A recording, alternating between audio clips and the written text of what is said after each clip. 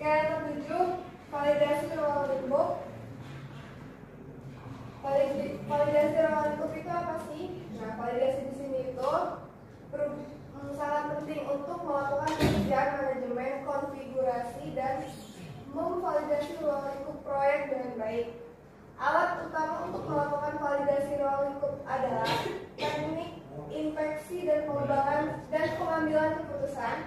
Output utama dari validasi ruang lingkup adalah hasil yang diterima, permintaan perubahan, informasi kinerja kerja, dan pembaruan dokumen proyek.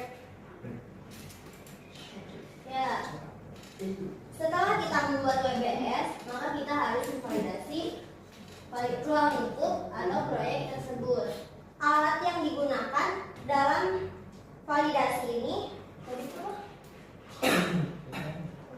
alatnya teknik inspeksi dan pengambilan keputusan. Kemudian outputnya yaitu hasil yang diterima, permintaan perubahan, informasi kinerja kerja, dan pembaruan dokumen proyek.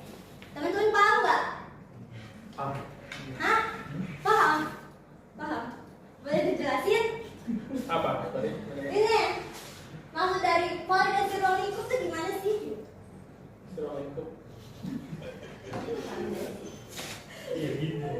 Gimana? Oke teman-teman, biar lebih paham, saya mau kasih contoh buat teman-teman ya. Oke. Masih ingat kan tadi kita mau buat proyek ya? Ya. Terus tadi kita udah masuk ke dalam membuat WBS ya kan?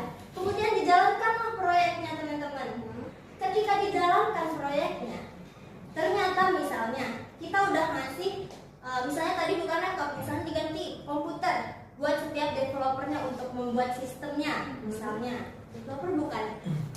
Nah, ya untuk setiap developernya misalnya udah dikasih kebutuhannya misalnya 5 developer, berarti kita juga harus menyiapkan misalnya untuk mereka komputernya 5 ya komputer dan juga yang lainnya seperti keyboardnya, CPU-nya dan lain-lain. Pokoknya kebutuhan dalam membuat proyek tersebut. Ternyata ketika proyek itu dijalankan untuk membuat sistem, developernya